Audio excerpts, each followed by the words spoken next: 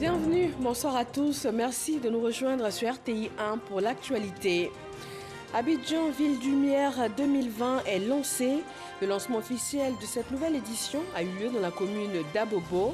Le district d'Abidjan sera donc paré de lumière afin de donner aux fêtes de fin d'année un éclat particulier. À 3 jours de Noël, les magasins, grandes surfaces et marchés de Noël connaissent une animation particulière. Ce sont les derniers jours pour dénicher des cadeaux qui feront plaisir aux enfants et aux proches.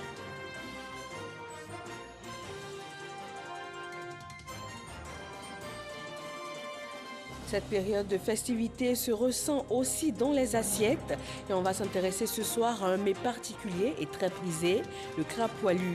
Pour cela, nous irons à la chasse au crabe poilu à Grand Laou, localité célèbre pour ses crustacés.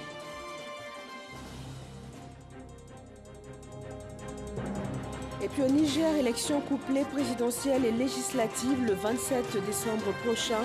Le président sortant, Mahamadou Issoufou, n'est pas candidat. 30 challengers dans la course pour le fauteuil présidentiel. Bienvenue. Le ministère de la Défense célèbre le mérite. 136 personnels des forces de défense de Côte d'Ivoire et de la Gendarmerie nationale ont été distingués pour leur dévouement au travail. Le Premier ministre, ministre de la Défense Ahmed Bakayoko, les a exhortés au travail et à la discipline. Abou Sanogo. L'édition 2020 de la fête patronale, dénommée Saint-Ambroise, du groupement ministériel des moyens généraux, célébrée en présence du Premier ministre, ministre de la Défense Ahmed Bakayoko, 136 personnels des forces armées de Côte d'Ivoire, de la Gendarmerie nationale et les personnels civils du ministère de la Défense ont été distingués pour leur dévouement et leur exemplarité dans la manière de servir. Ainsi, ces 136 personnes ont été élevées respectivement au grade d'officier dans l'ordre national, chevalier de l'ordre national, officier de l'ordre du mérite ivoirien, chevalier de l'ordre du mérite ivoirien et d'autres ont reçu la médaille des forces armées. Les défis que nous aurons à relever sont nombreux et nous devrons faire preuve d'une grande force d'âme pour y parvenir. Sachez que nous nous montrerons dignes de cette médaille car nous considérons cet honneur comme un encouragement prodigué par les plus hautes autorités de l'État, en vue de persévérer dans nos efforts d'être utiles à notre pays. Le Premier ministre, ministre de la Défense, Ahmed Bakayoko, a tenu à féliciter les récipiendaires et l'ensemble des forces armées de Côte d'Ivoire pour leur professionnalisme dans l'exécution de leur mission, non sans dresser un bilan de l'année 2020. Cette cérémonie me donne encore une fois l'occasion d'adresser mes félicitations au général des corps d'armée, l'enseignant Doumbia, et au général des divisions, Alexandre Apalo Touré. J'ai associé également l'inspecteur général de police, Youssouf Kouyaté, ainsi que l'ensemble des hommes et femmes placés sous leurs ordres pour tous les efforts consentis durant cette année 2020. Plus que jamais, nous devons redoubler d'efforts pour continuer de mériter la confiance de son Excellence le Président de la République, chef suprême des armées, ainsi que des populations qui ont décidé de vivre en paix sur le territoire ivoirien. Les défis sécuritaires n'ont pas changé. Nous devons donc rester vigilants et maintenir nos capacités opérationnelles intactes, voire renforcées. Cette année verra également l'élaboration d'une nouvelle loi de programmation militaire 2021-2025 à partir du bilan et des enseignements de la première loi. Cette nouvelle devra nous permettre de consolider les acquis en matière de restauration de l'autorité militaire pour les réformes structurelles et l'amélioration des conditions de vie et de travail de nos hommes. Cette cérémonie me donne également l'occasion de saluer tous les récipiendaires. C'est toujours un grand honneur que sur la place d'armes, devant le drapeau, qu'on vous honore, qu'on vous reconnaisse ce que vous avez donné au pays. Un défilé de troupes à pied a mis fin à cette fête dédiée aux administrateurs. Le ciel de la commune d'Abobo s'est illuminé ce soir. 1001 couleurs, des feux d'artifice grandeur nature. L'événement marque le lancement officiel de l'édition 2020 de Abidjan Ville Lumière. Herman Guivet. Pour l'édition 2020 du lancement des illuminations de la ville d'Abidjan, c'est Yolande Bakayoko, l'épouse du Premier ministre, qui représente pour la circonstance la première dame Dominique Ouattara. Jeanne Peumont, première adjointe au maire de la commune d'Abobo, salue l'attention particulière accordée par la première dame à l'endroit des populations d'Abobo et marque sa joie de voir la commune accueillir le lancement des festivités d'Abidjan Ville Lumière. Oui, Madame Dominique Ouattara a conquis nos cœurs à jamais. Vous voudrez bien, chère sœur, Madame Yolande Bakayoko, lui traduire toute notre reconnaissance pour ses actions sociales et éducatives en faveur de nos administrés. Madame la Première Dame a marqué la conscience collective de la population de notre commune par ses nombreuses actions de promotion et d'épanouissement des couches sociales les plus défavorisées.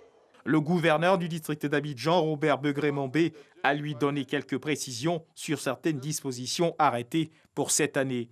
C'est la commune d'Abobo qui nous reçoit. En ce qui concerne les feux d'artifice, les prestations cette année seront déconcentrées au niveau des communes du district d'Abidjan. Chaque commune aura le choix du lieu de prestation tenant compte des conditions de sécurité maximale de prestation et des mesures barrières liées à la pandémie du Covid-19. Il sera demandé à chaque commune de faire respecter strictement les mesures barrières pour protéger la santé des populations. La seule petite contrainte que nous vous prions de respecter au titre de l'organisation, c'est que les feux d'artifice seront tous lancés à 0h15 pour s'achever à 0h20, de sorte à ce que ce soit des feux simultanés. Au nom de la première dame, Yolande Bakayoko a eu des mots particuliers sur le sens de ces illuminations. En étant tous rassemblés autour de ces illuminations, nous prenons conscience que notre force réside dans notre solidarité.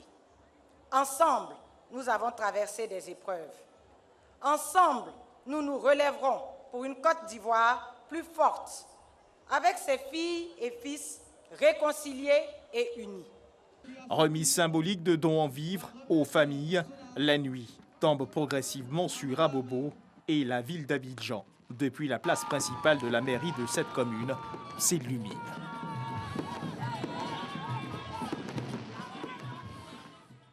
Et voilà qui donne au district d'Abidjan une allure bien festive à l'approche du réveillon de Noël et de la Saint-Sylvestre.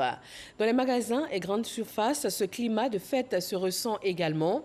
Ce sont les derniers moments pour dénicher le cadeau qui va faire plaisir. Grâce Crando. Koumassi. Dans ce magasin réputé pour la vente de jouets, c'est l'ambiance caractéristique de la période de Noël. Parents et enfants se bousculent entre les rayons. La famille Kamagaté est venue trouver le cadeau idéal. Nous sommes venus avec madame et les enfants chercher les cadeaux pour les enfants. Tu as vu même qu'ils font leur choix, quoi. C'est la Noël, bien que nous soyons musulmans. Bon, voilà. C'est devenu une fête universelle pour tout le monde. Donc on est venu faire un peu les choix pour les satisfaire comme tous les autres enfants. La fête de Noël rime donc avec cadeaux. Des plus grands aux plus petits, tous prennent d'assaut les surfaces dédiées à la vente de jouets. À Adjamé, chaussées et magasins refusent du monde. Je suis venue faire l'achat de mes petits-enfants. Je vais leur réserver des gros cadeaux parce que Noël, c'est la fête des enfants. Donc, on fait plaisir à nos enfants.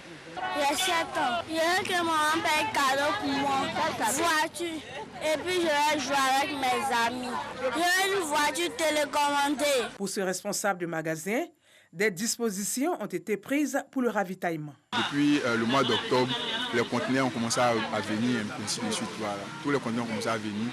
Donc, à partir du 15 novembre, comme ça, on a commencé à déjà abonner nos différents magasins, puisqu'on a plusieurs magasins au niveau d'Adjamé. Au niveau des clients, ça vient au compte-gouttes.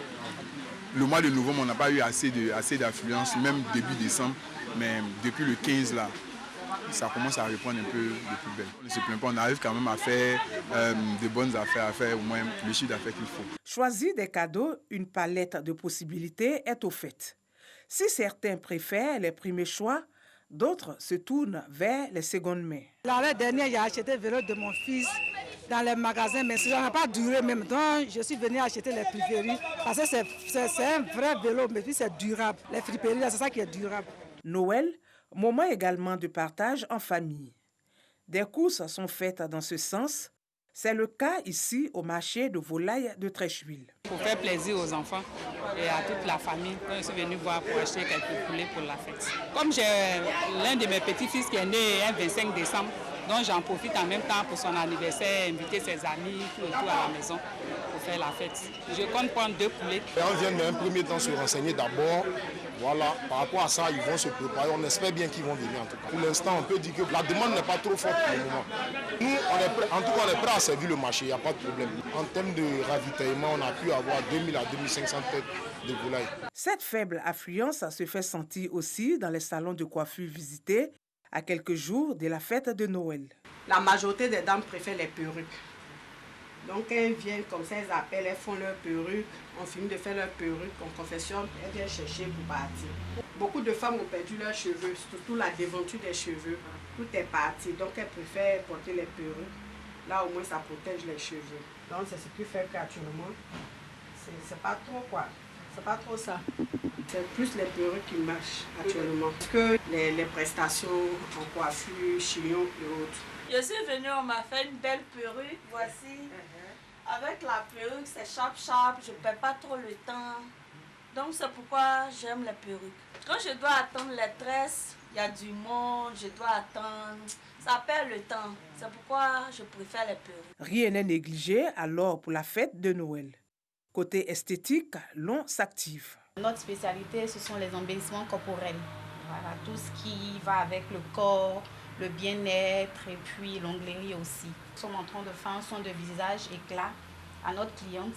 Depuis 2 semaines, il y a de l'affluence. Voilà, ça va, on ne se plaint pas par rapport aux autres années, mais ça va quand même, ça va. J'ai choisi l'occasion de Noël pour pouvoir venir faire le soin, pour que le visage soit éclatant et avoir une belle peau pour la fête quand les invités vont venir au moins. Il faudrait que le visage soit beau, que les invités sentent une différence. À quelques jours de la fête de Noël, ambiance mitigée dans les endroits visités. N'empêche, chacun à son rythme fera de ce rendez-vous une belle fête. Une belle fête dont les sénateurs ivoiriens pourront profiter puisqu'ils sont en vacances. La session ordinaire 2020 du Sénat vient de se clore. Ouverte en avril dernier à Yamoussoukro, elle a été marquée par le vote de 69 lois et 250 heures d'activité intense. Kader Sogodogo. Le temps des vacances a sonné pour les sénateurs. Après une année parlementaire intense, c'est l'heure d'aller se reposer. C'est tout le sens de cette session plénière de clôture. À la tribune, la vice-présidente Sarah Sako Fatiga. Cette année parlementaire, ouverte le 12 avril dernier, s'est tenue dans un contexte de pandémie avec la Covid-19. Par leur désir ardent de servir la patrie, dans leur engagement de contribuer efficacement à la construction d'une Côte d'Ivoire forte, les sénateurs ont su braver la maladie pour le vote des lois. 69 au total. 2 sessions extraordinaires, 250 heures de labeur. Au moment de clôturer la session 2020, les sénateurs ont tenu à rendre un vibrant hommage à un de leurs, le président Jano Aoussou-Kouadio, absent pour raison de santé. La présente séance est donc le lieu à adresser nos vives félicitations pour le rayonnement et le dynamisme qu'il a su insuffler à notre institution. Aujourd'hui, indéniablement, le Sénat a pris toute sa place dans le paysage institutionnel de notre pays. Au Sénat, ce sont les vœux avant l'heure. Appeler les populations à la cohésion sociale, au dialogue et à la paix. Comme cela a toujours été le cas dans notre pays, Souhaiter une bonne année pour tous les sénateurs et sénatrices de la République de Côte d'Ivoire. Souhaiter nos vœux de meilleures, de bonnes et heureuses années au président de la République surtout et aux membres du gouvernement. Nous avons eu une année parlementaire très chargée. Nous sommes heureux d'avoir fait du bon travail. Notre comportement devrait, vis-à-vis de nous-mêmes et des autres, prôner la paix pour que la paix règne en Côte d'Ivoire.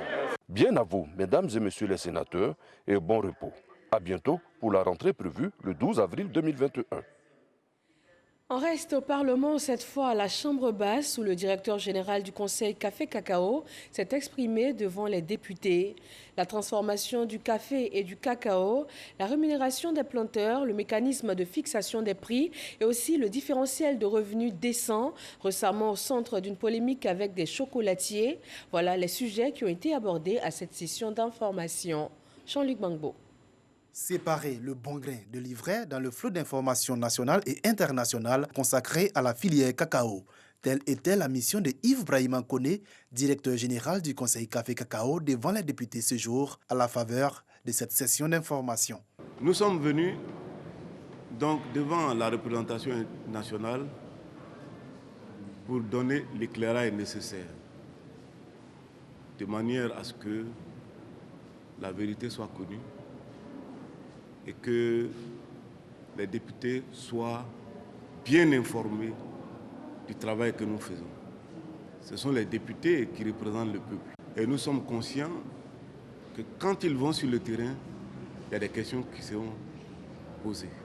Mécanisme de fixation du prix du cacao, mais aussi la politique de rémunération des paysans à travers le différentiel de revenus décents, des sujets qui ont été expliqués en détail aux députés. Le différentiel du revenu décent, qui est de $400 par tonne, c'est un élément qui permet de corriger l'injustice qui est faite aux planteurs par le marché.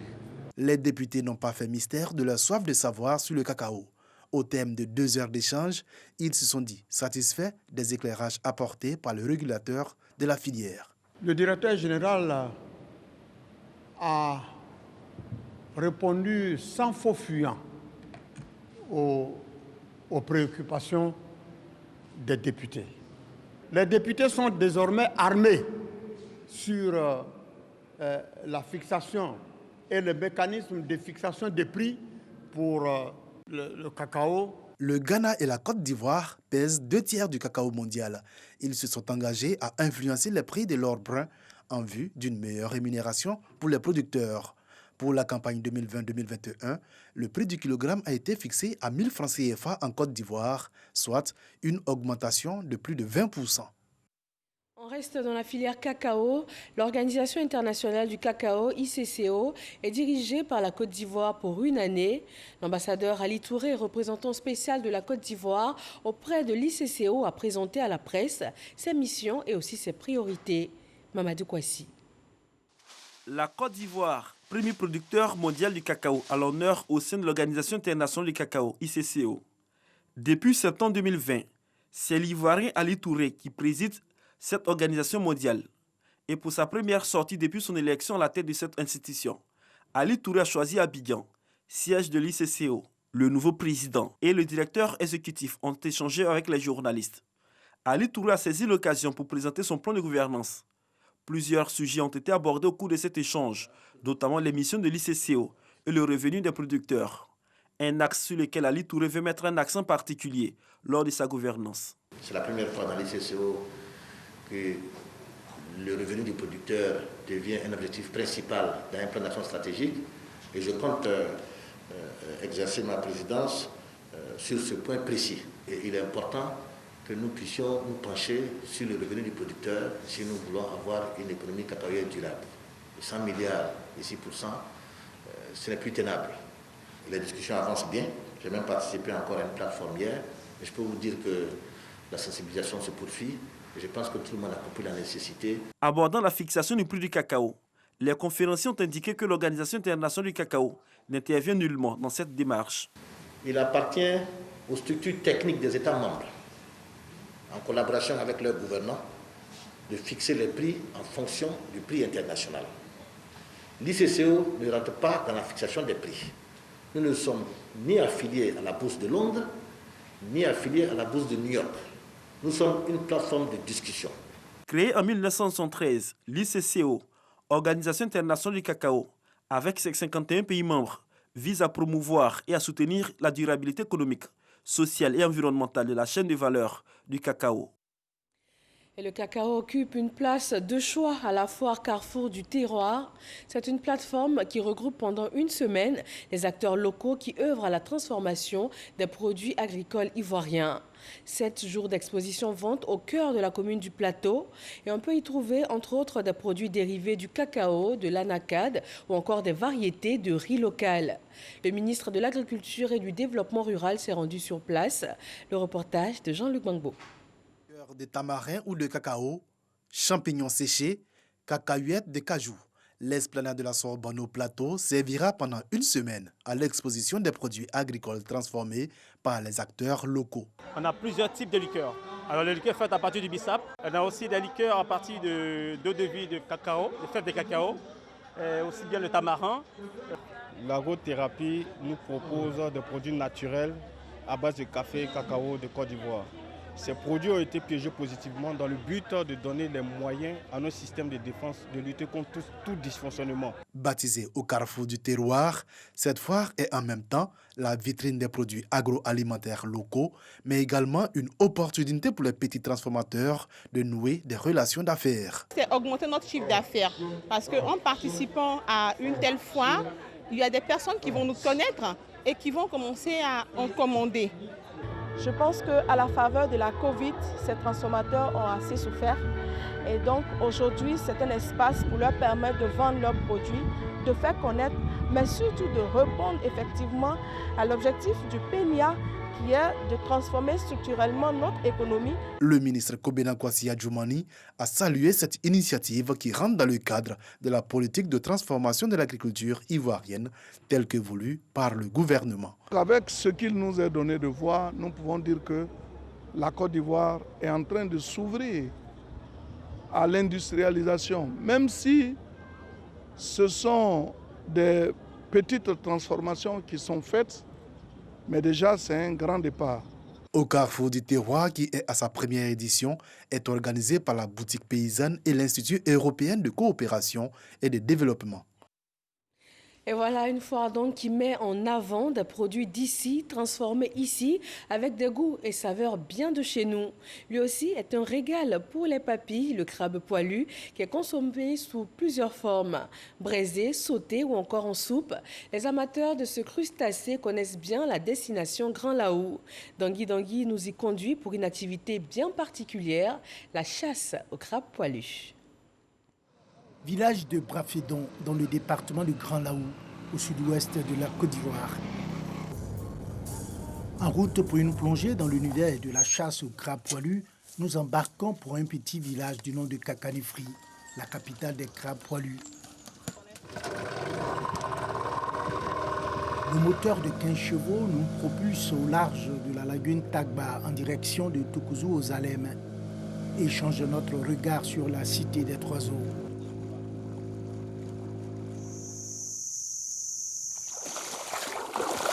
Les salades d'eau douce et les herbes ont pris la berge en otage, mais cachent mal le potentiel touristique de la localité qui crève l'œil partout où le regard se pose. Après une quinzaine de minutes de navigation, voici Kakanifri, où nous attend Agathe, avec qui nous irons à la chasse de crabes poilus. J'ai fait au moins 70 boîtes. Piège quoi. Piège, oui. C'est sur ça, je continue, mais ce n'est pas à la même place. Il rentre de gauche-droite jusqu'à il me promet avant que ça finisse. Agathe a déjà installé les pièges de crabes poilus, avec du coco comme appât, à l'entrée de nombreux trous de crabes. Avec elle, nous irons voir ces pièges. Les crabes poilus, généralement, se rendent inaccessibles aux prédateurs, en se cachant derrière des marécages ou des forêts d'épines. Ce qui fait de la chasse du crabe poilu une véritable course d'obstacles. Des efforts souvent récompensés.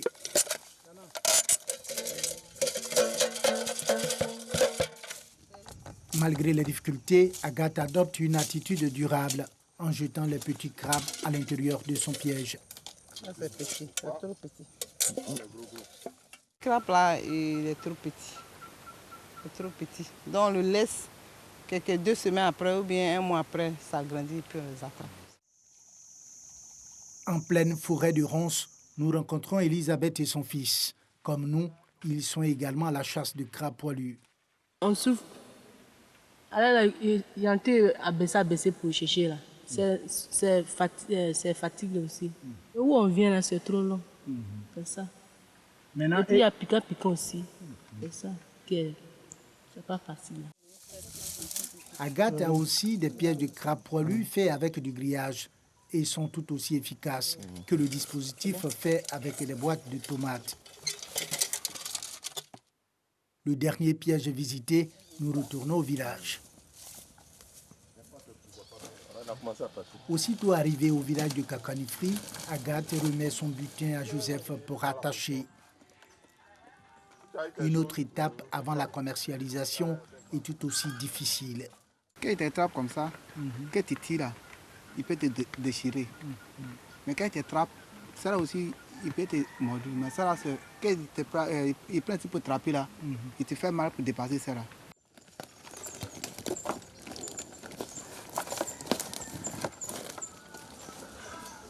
Tano vient acheter des crabes poilus ici à Kakanifri depuis 8 ans. Il y a combien dessus? C'est 9. 9. C'est 9 crabes dessus. 9 crabes. Oui. Le produit est bien prisé, mais la filière rencontre des difficultés. Pendant les saisons pluvieuses ou plus abondamment, sincèrement, nous ne trouvons rien parce que nous sommes venus aujourd'hui. Les moyens de déplacement sont venus sans avoir ce que nous avons besoin. Et puis nos clients, puisque si nous n'avons rien, les clients aussi ne gagnent pas. Des fois, ça peut nous perdre des clients.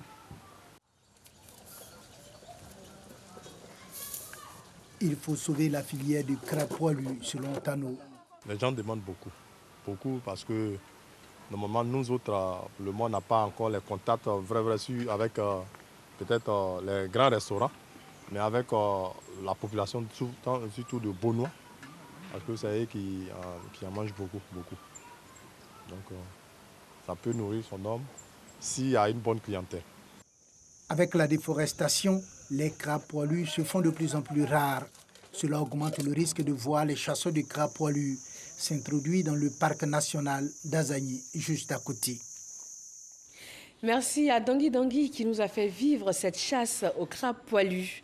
Dans l'actualité sanitaire, nous faisons le point de la lutte contre le coronavirus qui continue de faire des victimes en Côte d'Ivoire.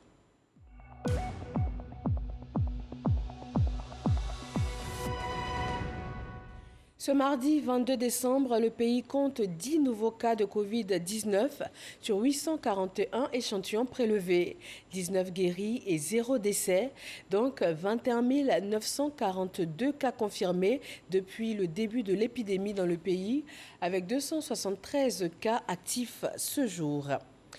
En plus de ce bilan quotidien, le ministère de la Santé et de l'Hygiène publique a fait aujourd'hui un point bi-hebdomadaire. Cette rencontre a aussi été l'occasion d'appeler à la prudence en cette période de fin d'année. Franck Quadio. 433 nouveaux cas de Covid-19 sur 18 720 prélèvements et 369 nouvelles guérisons portant le nombre de personnes guéries à 21 478. Ce sont les données cumulées de la quinzaine du 7 au 20 décembre 2020 relatives aux points sanitaires de la Covid-19. Le nombre de nouveaux cas de Covid-19 diagnostiqués a augmenté de 20,78%, soit une hausse de 86 cas par rapport à la quinzaine passée, était en dessous de 1%. L'évolution de la pandémie dans notre pays montre que celle-ci est sous contrôle malgré la relative augmentation des cas. Par ailleurs, près de 99% des personnes diagnostiquées Covid-19 positives sont déclarées guéries. Cependant, ces performances ne veulent pas nous faire baisser la garde.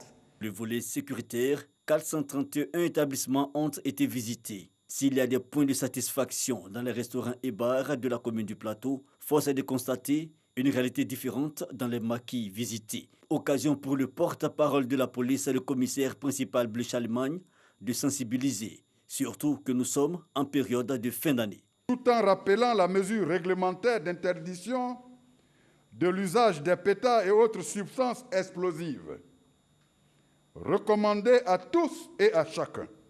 Invitons à cet effet tous les chefs des unités opérationnelles à veiller au strict respect des mesures susvisées, tant dans le transport public ou privé que dans les surfaces commerciales, les marchés. Rappelons qu'au total, 21 918 cas ont été diagnostiqués sur 24 495 prélèvements testés.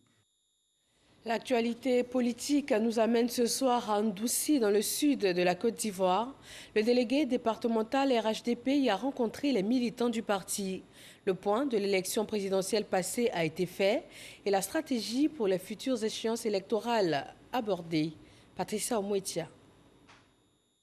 Le délégué départemental du RHDP à Ndoussi-Gbolouville a remis aux militants de la localité des motos, des vélos, des tricycles et des vivres. Ces dons, en vivres et non-vivres, aux associations de jeunesse et des femmes, ainsi qu'aux chefs de communauté, font suite à la mobilisation des populations lors de l'élection présidentielle pour la victoire du candidat du RHDP. Je remercie fortement le RHDP pour ce geste magnanisme envers tous les chefs de communauté et en particulier le chef Baoulé et surtout le président Alassane Dramane Ouattara. C'est la première fois que cela arrive en Ndoussi. Qu'après des élections, on appelle les chefs de communauté pour leur dire merci et leur offrir un présent. Pouchal Niaouré, délégué départemental, et Demba Pierre, coordonnateur régional du RHDP, cette fête de remerciement pour les militants du RHDP est une marque de reconnaissance et d'encouragement pour soutenir tous ces militants qui ont contribué à la victoire du président Alassane Ouattara. Nous sommes venus cet après-midi dire infiniment merci à tous ces militants du RHDP, mais à toutes ces populations qui ont accepté de porter leur choix sur Alassane Ouattara et surtout lui dire infiniment merci pour toutes ces actions de développement en Côte d'Ivoire, mais particulièrement en Ndoussi. C'est tout un symbole pour le développement de notre localité. Ndoussi-Gbolouville est devenu, avec les mutations politiques, un bastion du RHDP. Le département a contribué à la victoire du président Alassane Ouattara à 94% lors de la présidentielle du 31 octobre dernier. On termine au Niger. Le pays vote son président dimanche prochain. 30 candidatures ont été retenues par le Conseil constitutionnel. Qui sont les favoris? Pour le savoir, nous retrouvons sur place nos envoyés spéciaux, Adama Kéré et Sidonie Davila. Pour le scrutin présidentiel du 27 décembre prochain, plus de 7 millions d'électeurs nigériens auront le choix entre 30 candidats. Parmi ces différentes candidatures validées par le Conseil constitutionnel, Mohamed Bazoum, issu de l'ethnie minoritaire arabe au Niger, le dauphin du président sortant Mahamadou Issoufou est le candidat du Parti nigérien pour la démocratie et le socialisme, PNSD, parti au pouvoir. Ministre de l'Intérieur depuis avril 2016, Mohamed Bazoum a été plusieurs fois député et ministre des Affaires étrangères. Au Niger, il est considéré comme l'un des hommes les plus puissants depuis l'élection de Mahamadou Issoufou. Pour cette présidentielle, beaucoup de Nigériens le voient comme un des favoris. Un autre poids lourd, selon les citoyens nigériens, Seyni Oumarou, le président du mouvement nigérien pour la société du développement, MNSD Nassara, parti de l'ex-président Mahamadou Tandja, renversé par un putsch militaire en 2010. Au représentant du chef de l'État depuis 2016, poste qu'il s'apprête à quitter, Seyni Oumarou a été désigné candidat à l'élection présidentielle par son parti. À 70 ans, Seyni Oumarou, qui est à sa 3e tentative, espère créer la surprise cette fois-ci lors du scrutin présidentiel du 27 décembre prochain. Également dans la course au fauteuil présidentiel, Mahaman Ousmane. Il est une vieille figure de la politique nigérienne. En 1991, année de la conférence nationale et de l'ouverture au multipartisme, il fonde son parti. le Congrès démocratique et social CDS. 2 ans plus tard, il accède à la présidence. Le 27 janvier 1996, au terme de plusieurs mois de tensions sociales, il est renversé par un coup d'État. Un mandat tumultueux et court, mais de cet ancien chef d'État, Mahaman Ousmane, les Nigériens retiennent qu'il est le premier président démocratiquement élu de l'histoire du Niger. Salou Djibo, le général 4 étoiles, est dans les starting blocks de l'élection présidentielle du Niger. Ex-chef de la junte militaire de 2010 à 2011, il est à la tête du coup d'État de février 2010 qui renverse le président de la République Mahamadou Tanja. 9 ans après avoir dirigé le pays, il revient sur la scène politique. Son objectif, redonner espoir à tous les Nigériens. Merci à nos envoyés spéciaux que nous retrouverons au Niger tout au long de cette période électorale. Et merci à vous de nous avoir suivis. Bonsoir.